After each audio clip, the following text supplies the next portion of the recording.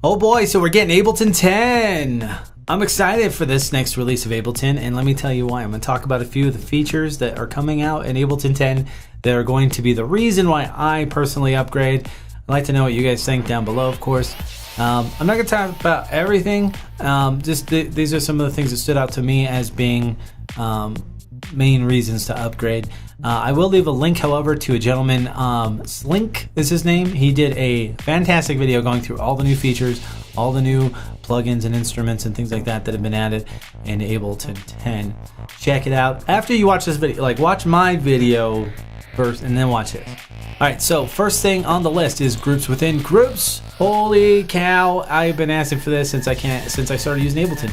Now, granted, I haven't been using Ableton for more than a couple years, but I know that this is something that probably people have been asking for a very long time, because it seems logical to be able to group other groups. Humongous. That's going to be a big benefit for working on live stuff, for me personally anyways. That's how I'll be using it. Also, there's been increased ease of editing and adding automation in Ableton 10. This is a big one. Now, I've only seen this debuted in arrangement view. I'll be curious to see how it works in clip mode, but definitely in arrangement mode, it's going to be very beneficial for adding and editing automation. Also, there's been a better improvement in editing audio in Ableton. Now, this is something that I've hated doing in Ableton, is working with audio. I used to always go back to Pro Tools and do my audio editing in Pro Tools and come back in Ableton if I needed to. With these new changes, they have made things more kind of Pro Tools-esque, I guess is what I'm going to kind of say. It reminds me a lot of how Pro Tools works, and I think that the overall streamlining of this process is going to be hugely beneficial. Also, improvements to MIDI editing. You can edit multiple clips in the same edit window. This is new for Ableton. This is something that, again, has been available in Pro Tools for a long time, and super awesome to see that here. That helps speed up some workflows. I like it. This next one's probably the second most important besides groups within groups. Groups in groups is probably the main thing, and that's honestly, if they only had that and nothing else, I would still upgrade, because that's humongous for me.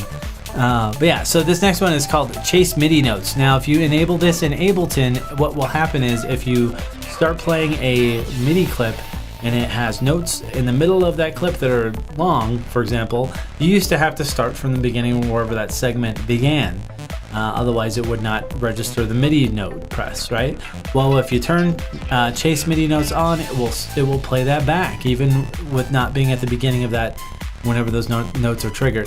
So that's humongous. I really like that. I think that's going to help improve things when you're going through and editing and not have to sit there and listen to something that's a whole extra bar long or something like that. You can just start it wherever and it will play. Another great feature, you can record MIDI without actually hitting record. Now that sounds weird, but basically Ableton is always listening and recording the MIDI for a certain amount of time in the background. That way, if you're going through and you're noodling, I do this a lot where I'll noodle, try and come up with a melody or something, and I'll be like, okay, cool, and I'll get ready to record, and I'll hit the record, and then I'll kind of go through and play, and I won't either play it exactly the same, I'll kind of forget what I did, and you kind of lose that overall vibe, and you know, that's always kind of shitty.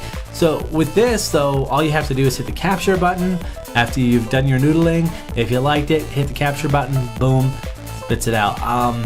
That's big. That's a huge one. The drum bus is going to be awesome for helping to shape drum and percussion sounds and tuning of them. I think this is going to be a nice little plugin. I'm going to be excited to use this.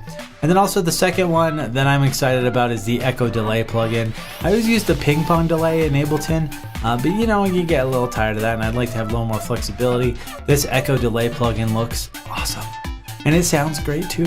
So I'm pretty excited to utilize that. The nice thing about the Ableton plugins, the native plugins, is they tend to be less CPU hungry than using something from like Waves or any of the other third-party plugins. Well, maybe not any of them. I'm sure there's some that are pretty low on the CPU meters, but definitely using the internal built-in Ableton stuff is a nice way to keep your overall hit on the CPU down to a minimum. And so I think that this Echo Delay plugin sounds awesome, and I'll be using it quite a bit in future tracks. So let me know what you guys think. Those are kind of the main points for me. I know that there's a new wavetable synth, but you know, I'm not really excited for that as much. I mean, There's plenty of other wavetable synths already out there that are really good. I'm not saying that it's not bad. I'm just saying that I'm glad it's in there, but it's not something that I really care about. But let me know. If you guys care about it, that's cool. Let me know. I'd be interested to hear what everyone thinks and why they may or may not be pursuing an upgrade to Ableton 10. So from what I understand, it's going to be early next year. I think this is coming out. I don't know the pricing, but if I find out, I will come back and let everyone know. So thanks again. This is Marshall. Please, if you like what I do here, hit the subscribe button.